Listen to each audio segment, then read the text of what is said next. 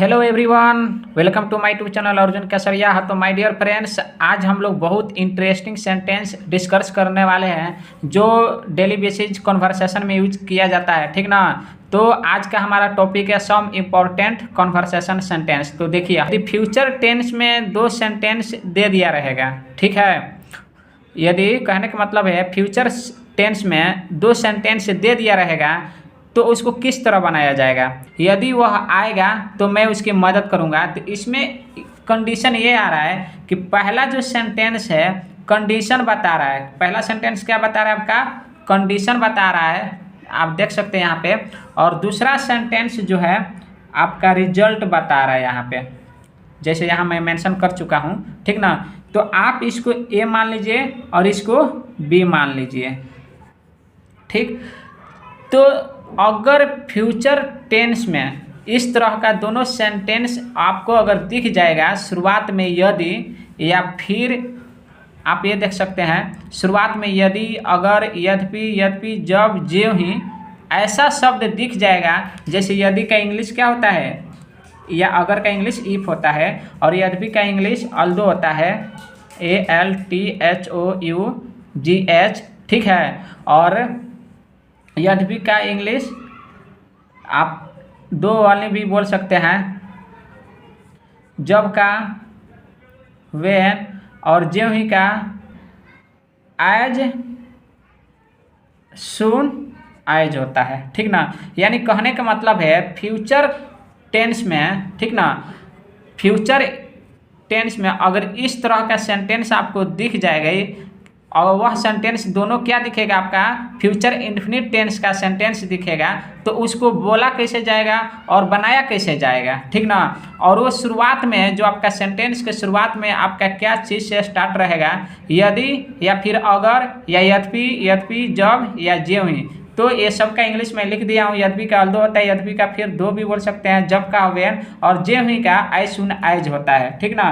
तो इतना का इंग्लिश इतना होता है। अब चलिए बनाया कैसे जाएगा या फिर बोला कैसे जाएगा। तो सेंटेंस कह रहा है यदि वह आएगा तो मैं उसकी मदद करूंगा। ये सेंटेंस दिखने में दोनों फ्यूचर टेंस का फ्यूचर इंडेफिनिट टेंस दिख रहा है, बट जब हम बनाएंगे या फिर बोलेंगे तो जो शब्द में यद्यपि, ये जो जितना आप जो यहाँ देखे जो सेंटेंस में ये शब्द लगा रहेगा, तो उस सेंटेंस को हम क्या मानेंगे, प्रेजेंट टेंस का प्रेजेंट इंडेफिनिट टेंस मानेंगे, ठीक। और दूसरा जो रहेगा यानी कोमा के बाद उसको फ्यूचर इंडेफिनिट टेंस मानेंगे। कोई दिक्कत? समझ गए? तो ये हो गया प्रेजेंट इंडेफिनिट टेंस, और दूसरा हो गया फ्यूचर इंडेफिनिट टेंस। तो फ्यूचर इंडेफिनिट टेंस किसको मानेंगे और प्रेजेंट इंडेफिनिट टेंस किसको मानेंगे, ये तो समझ में आ गया, आपका डाउट क्लियर हो गया। यदि किसी सेंटेंस में, यदि शुरुआत वाला सेंटेंस में यद्यपि, यदि, या फिर आपको जे हुई ऐसा शब्द आएगा, ठीक ना, और दोनों फ्यूचर में ही रहेगा, दोनों फ्यूचर टेंस में ही रहेगा, तो पहला सेंटेंस जो रहेगा, या फिर ये अल्टा पल्टा हो सकता है, ये इधर भी आ सकता है और ये इधर भी आ सकता है, लेकिन उससे कोई दिक्कत नहीं।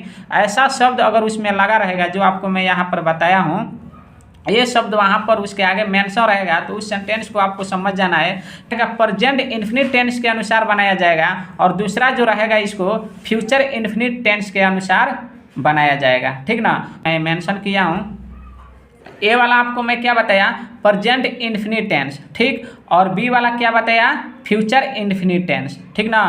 तो प्रेजेंट इंडेफिनिट टेंस का पॉजिटिव, इंट्रोगेटिव, WH वर्ड जो भी रहेगा उस सेंटेंस को, ठीक ना, प्रेजेंट इंडेफिनिट टेंस का उसके रूल के अनुसार ही उसको बनाएंगे।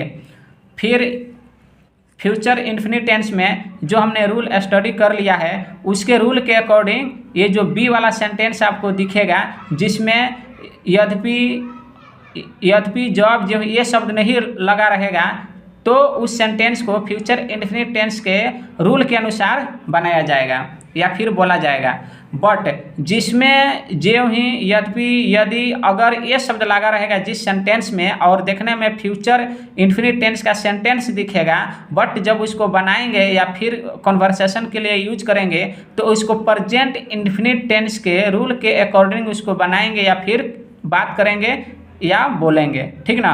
तो देखिए प्रेजेंट इंफिनिट टेंस को अफर्मेटिव सेंटेंस में बनाने का रूल क्या होता है, subject plus main verb 1 main verb 5 plus object. तो मेन वर्ब 1 का मतलब होता है प्लूरल और मेन वर्ब 5 का मतलब होता है सिंगुलर। अगर यहाँ सब्जेक्ट सिंगुलर रहेगा तो मेन वर्ब 5 का यूज किया जाएगा, यानी मेन वर्ब 5 का मतलब वर्ब में एस या एस लगता है, ठीक ना। और मेन वर्ब 1 का मतलब जैसे रहता है वैसा ही। तो सब्जेक्ट सिंगुलर रहेगा तो मेन वर्ब 5 का यूज किया जाएगा, देन प्लूरल रहेगा तो उसके साथ मेन वर्ब 1 का यूज किया जाएगा। अब फ्यूचर इन्फिनिट टेंस में देख लीजिए कंडीशन क्या आ रहा है, शैल या विल फर्स्ट पर्सन के साथ शैल का यूज किया जाएगा, बाकी अनदर आपका सेकंड पर्सन थर्ड पर्सन रहेगा उसके साथ विल का यूज किया जाएगा। अब देखिए ये रूल को एक बार देख लीजिए, ठीक ना, इस रूल को एक बार देख लीजिए, फिर ऊपर वाला जो आपको सेंटेंस यहाँ मेंशन किए हैं उसको बनाते हैं। यदि वह आएगा तो प्रेजेंट इन्फिनिट टेंस के अफर्मेटिव सेंटेंस यानी पॉजिटिव सेंटेंस है, और ये भी फ्यूचर इन्फिनिट टेंस का अफर्मेटिव सेंटेंस है, तो उसके रूल के अनुसार बनाएंगे, और ये प्रेजेंट इन्फिनिट टेंस के रूल के अनुसार बनाएंगे। यदि वह आएगा तो यदि का इंग्लिश क्या होगा जी, इफ ही कम्स क्यों होगा, क्योंकि ये सिंगुलर है, ठीक है। तो यहाँ तो दिया है तो के बदले यहाँ देन ना लिखकर क्या लिखेंगे, कॉमा लिखेंगे, मैं उसकी मदद करूँगा, ठीक ना। तो आई विल नहीं होगा, शैल होगा, आई शैल हेल्प हिम।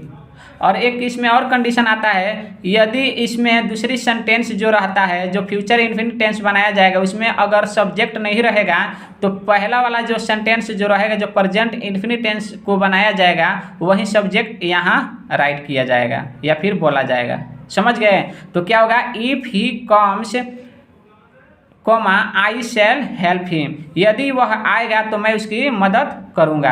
तो एक जो हो रहा है आपका कंडीशन बता रहा है यदि वह आएगा तब, और दूसरा रिजल्ट बता रहा है वो आएगा तो उसका मदद करूंगा, यानी पहला कंडीशन बताएगा और दूसरा रिजल्ट बताएगा, ठीक है। अब देखते हैं इसके ऊपर बहुत सारा सेंटेंस है जो ज़्यादा से ज़्यादा कॉन्वर्सेशन सेंटेंस के लिए यूज किया जाता है बोलचाल की भाषा में, तो देखते हैं वो क्या है। यहाँ देखिए, अगर आप दावा लेंगे तो अच्छे हो जाएंगे, अगर आप दावा लेंगे तो अच्छा हो जाएंगे, तो चीज़ जान गए कि अगर ये शब्द वालों के प्रेजेंट इन्फिनिट टेंस और ये दूसरा हो गया फ्यूचर इन्फिनिट टेंस, ठीक है। तो चलिए उसके रूल के अनुसार बनाते हैं, क्या होगा। अगर का इंग्लिश यहाँ क्या होगा, इफ आप दावा लेंगे तो क्या होगा जी, सब्जेक्ट यहाँ यू, तो यू क्या है, प्लूरल है, तो क्या होगा, यदि आप दावा लेंगे तो यू टेक मेडिसिन, समझ गए।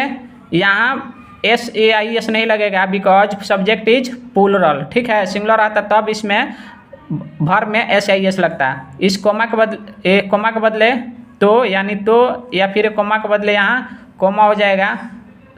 यहाँ देखिए सब्जेक्ट नहीं है तो मैं क्या बोला, यदि पहला वाला सेंटेंस यदि अगर ये शब्द वाला जो रहेगा जो ही, यदि इसमें सब्जेक्ट है और उसके बाद वाला सेंटेंस में सब्जेक्ट नहीं है तो इसी को सब्जेक्ट मान लेंगे दूसरी वाली सेंटेंस में, समझ गए। तो क्या होगा जी, यू अच्छा हो जाओगे, तो ये फ्यूचर इन्फिनिट टेंस के रूल के अकॉर्डिंग बनेगा। तो you will be get well, समझ गए। If you take medicine, if you take medicine you will be get well, यदि तुम दावा लोगे तो अच्छे हो जाओगे, समझ गए। अब दूसरा सेंटेंस देखिए, अगर आप देश की सेवा करेंगे तो देश आपको याद रखेगा, ठीक है। तो कैसे बनेगा, बनाइए उस रूल के अनुसार। If you serve the country, ठीक है, if you serve the country